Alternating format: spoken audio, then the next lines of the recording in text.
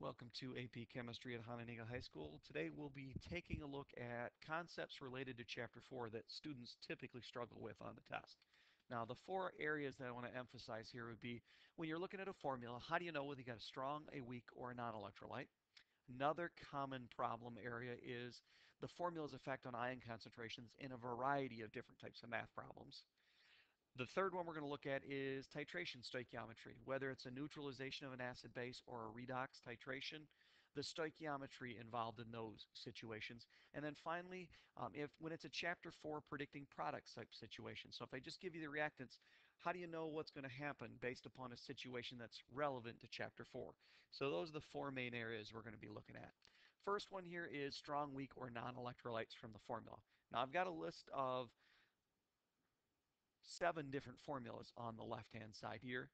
Why don't you pause the tape at this point and just quickly decide which of these 7 is going to go into which category. So which are going to be strong, which are going to be weak, and which are going to be non-electrolytes. So you can see where you're at with this concept. So you know where to focus on more and listen to more closely when we're going through and a look at these. So pause a second, and then when you unpause, I'll be explaining what's going on. So try these on your own real quick. Okay, first, what are strong electrolytes, weak electrolytes, and non-electrolytes? So what should you be looking for? Well, first, the strong electrolytes, things that ionize 100% when they go in water. They would be ionic compounds. So if you have an ionic compound dissolves in water, it's going to be ionizing 100%. And strong acids and strong bases do the exact same thing. When they're in water solutions, they will ionize 100%. Since they're creating lots of ions, they will be considered strong electrolytes. A weak electrolyte, on the other hand, would be when you have the weak acids and bases. So that's really the only thing we're going to look at in this category. Weak acids and bases ionize only partially, and therefore they're not creating that many ions. They're going to be a weak electrolyte. And then finally, the non-electrolyte, that's basically everything else.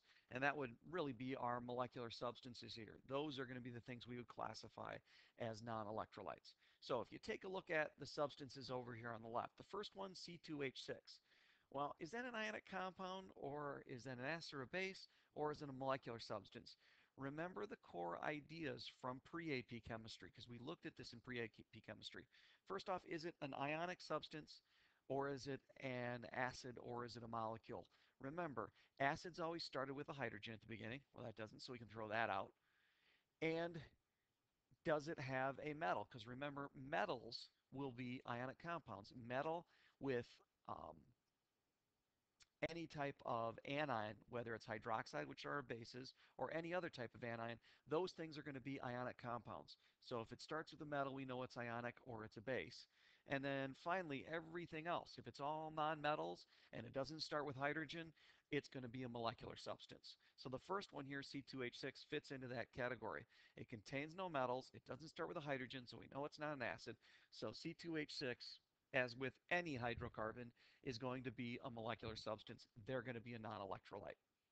So this dissolved in water, it'll be a non-electrolyte. Now the next one, it's all nonmetals as well. So that means it could be a non-electrolyte as well, but it starts with a hydrogen. So that throws it into our acid category. Now it could be an acid that is strong, or it could be an acid that's weak. So we just know it's not going to be in the bottom category at this point. Well, remember, you're supposed to have memorized the fundamental strong acids. Acetic acid is not one of them. So that means this has to be in the weak acid category, which makes it a weak electrolyte. Next one, sodium hydroxide. It's got a metal, so we know it's not molecular, so that rules out the non. So that means, is it a strong or is it a weak? Well, if it contains a metal at the beginning, and it does, then that either makes an ionic compound or a base. Well, in this particular case, it's a metal with hydroxide. Metal hydroxide, that's going to be a base. So we see hydroxide. So that means it could be a strong or a weak base. Well, like with the last one, you're supposed to memorize the strongs. So is sodium hydroxide one of the strong acids or not? Yes, it is. Remember the group 1s and the heavy group 2s, the CBS, those would be strongs. So this is going to be a strong base, so it's a strong electrolyte. Next one, aluminum hydroxide. Kind of the same idea. We have hydroxide, so right away it's with a metal, so we know it's going to be a base. So is it strong or weak? Well, aluminum hydroxide is not one of the ones I just mentioned. So that means it's got to be a weak electrolyte. So it's going to go here. It's only going to partially ionize. just like acetic acid does. Next one, sulfuric acid. It's all nonmetals, but it starts with a hydrogen, so we know it's not a non-electrolyte. This is going to be either a strong or a weak acid. And sulfuric acid is one of our strong acids, so we're going to throw that up into the strong category. And then the next one, C2H5OH. This is one that always throws people because, as we saw in the last couple before sulfuric acid, we had hydroxide, so that made it a base. But remember, that's when we have the ion hydroxide. In this particular case, notice it's not a metal hydroxide. In fact, it's not even hydroxide at all. This is a hydrocarbon that has an OH substituted on it. That makes it an alcohol. Alcohols are not bases. They are molecular substances. This is actually ethanol, the main component in alcoholic beverages. This is going to be a non-electrolyte. So this is a tricky one. Students often struggle with this one. And then the last one, Na2CO3. Well, it's got a metal, so that means it's either ionic or it is a um, base. Well, it's not with hydroxide, so that means it's an ionic compound. So if it dissolves in water, it will ionize 100%.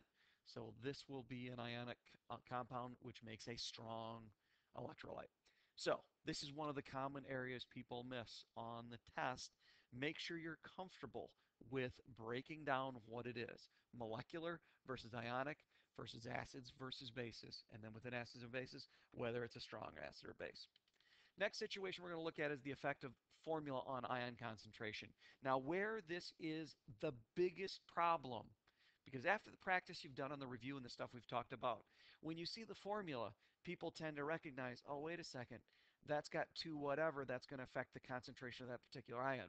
Where people often miss it is when you don't see the formula. So a huge hint, anywhere on this test, they say the name of the compound, write its formula every single time, because then you won't miss when the formula is going to have a big effect upon the substance. Case in point, the first question here, what's the sodium ion concentration in 0.15 molar sodium sulfate? Notice they don't tell me the formula.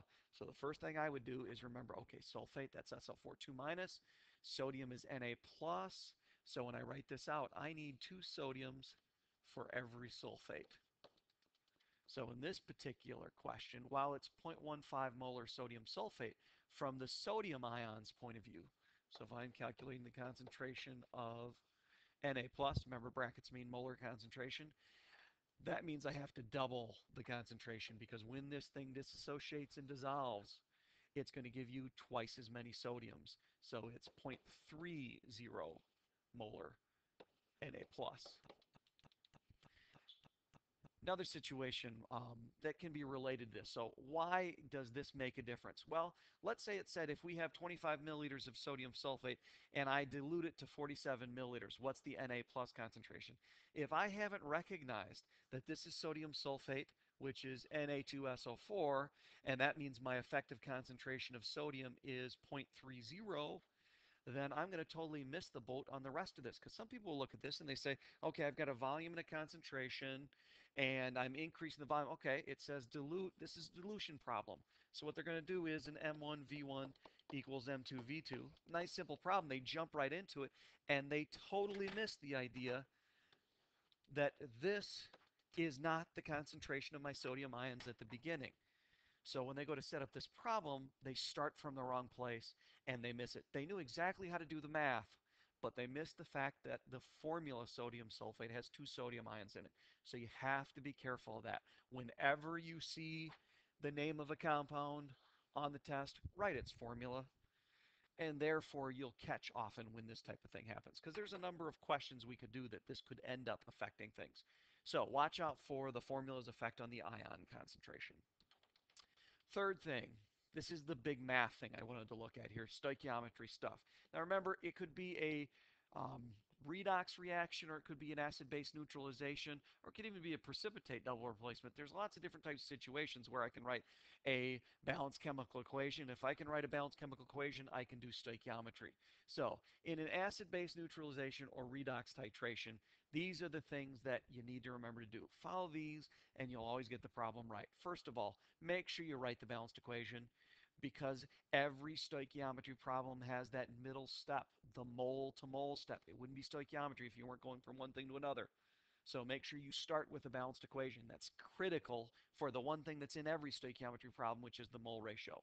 Second thing you should look for, you need to determine your starting substance and your ending substance. If it's stoichiometry, you're going from one thing to another, that's critical.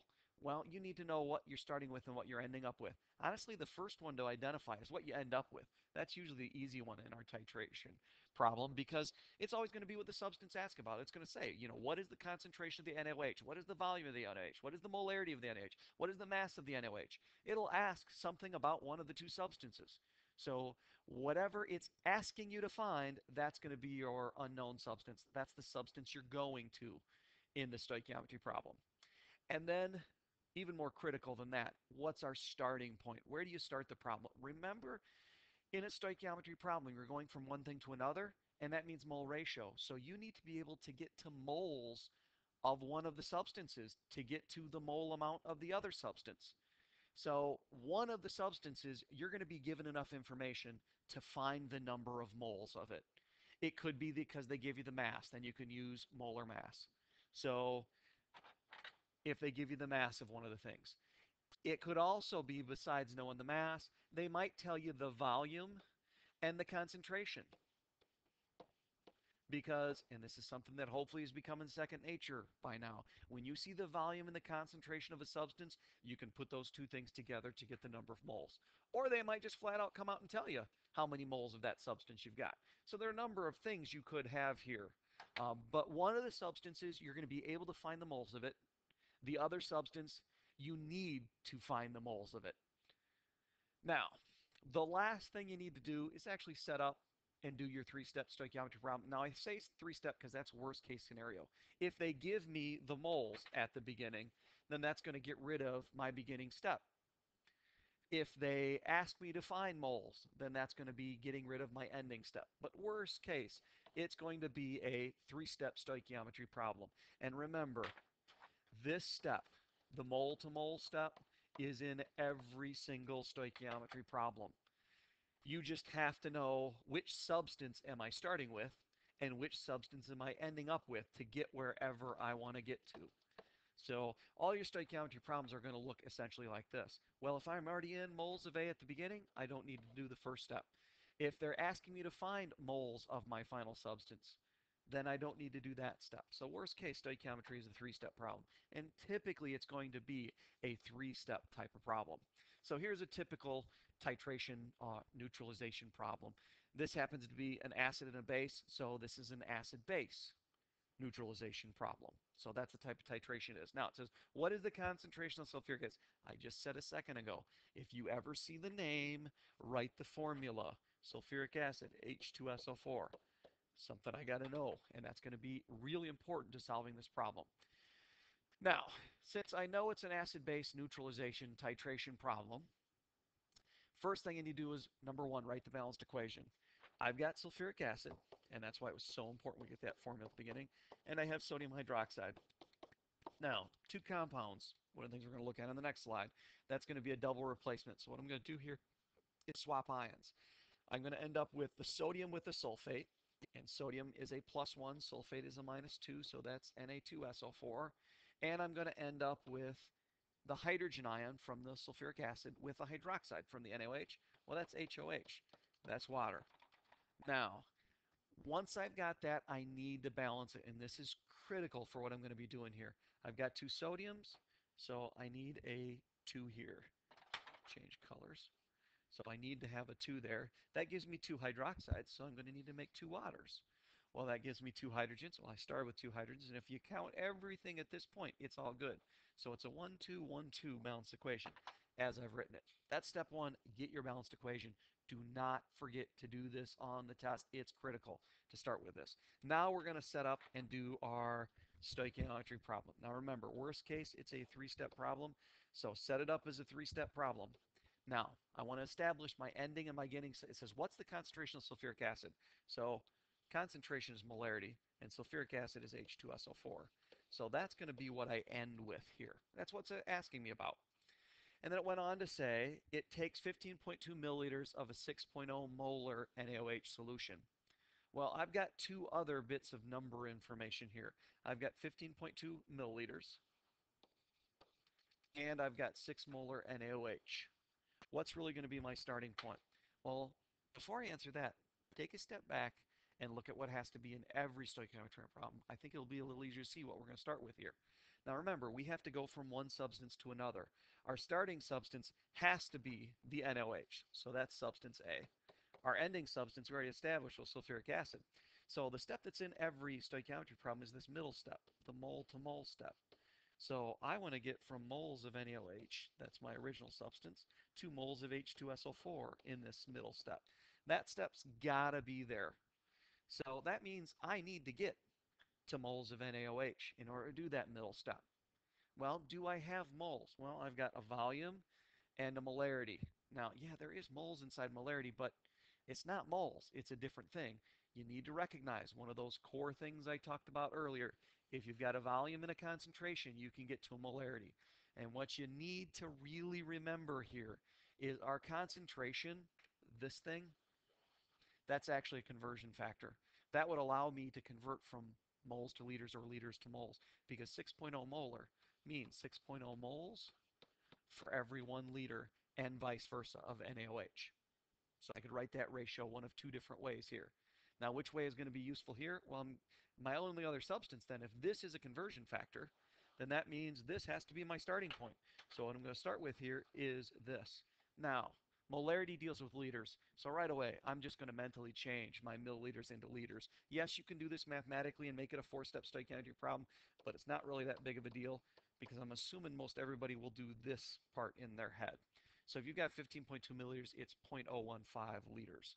Now, that gives me liters of NaOH, which I do not want. I need to get rid of that because what I want is moles of NaOH. So if you go to our conversion factor here, the molarity, 6.0 moles for every 1 liter. So 6.0 goes on top because that's where moles was at. 1 liter goes on bottom. Next, my stoichiometry step. I'm going to switch back to green here because remember that comes from the coefficients of the balanced equation. For every 1 mole of NaOH, oops, I'm writing that wrong. Get rid of that. For every 2 moles of NaOH, I needed 1 mole of H2SO4. So it's a 1 to 2 mole ratio here. And then finally, it's asking me for molarity. Now, at this point, you got to recognize something. Molarity is moles per liter. At this point in the titration, right here, right where I'm at there, I've established how many moles of sulfuric acid mathematically. So I know moles. If I divide that by liters, I've got molarity. So right here in the problem, it says 4.2 milliliters of my acid. So that would be 0.0042 liters of H2SO4. If I just divide the number of moles here by the number of liters, I've got the molarity in this problem is done. So in your calculator, you're going to take 0.0152, so 0.0152, doing this as I'm saying it, and multiply everything on top, divide everything on bottom, so times 6 divided by 2 and divided by 0.0042. And my calculator spits out 10.857 and a bunch of other garbage. Well, by sig figs, I see the 6.0 molar, and that volume's in 2, so I'm going to round it to 2 sig figs. So best case, I would say this is going to be 11 molar. Does that make sense? Well, yeah. If it didn't take um, a lot of our very concentrated or fairly concentrated base uh, to uh, or I should say, if it took a lot more volume of a fairly concentrated base to neutralize our acid, yes, it's going to be concentrated. Plus the fact that there's a 2-to-1 stoichiometry here between the acid and the base, and that also has an effect. So 11 molar, that sounds about right. It was a very concentrated form of sulfuric acid. Okay, um, the last situation we're going to look at here is predicting products. Now, you really have two different situations in this chapter. If I'm asking you in a problem on the test to predict products, I'm telling you what your reactants are. And you either have an element or and a compound, or you have two compounds. Remember, two compounds, that's always going to be our double replacement reaction, just like it was in pre-A chemistry last year. Element to compound, remember single replacement. One of the things I told you this year, single replacement is always a redox reaction. So if it's an element to compound, you do your single replacement. If it's two compounds, you do your double replacement. Now, at this point for double replacement, we've got to mention a couple different things. And in the end, you'll see it's not as complicated as it may look. Double replacements are either a precipitation reaction, so that's what we're going to look at first, and that's when you do your double replacement. So in each case here, do your double replacement, see what you get. Just realize you may be changing your products slightly from there. But do your double replacement, see what you get.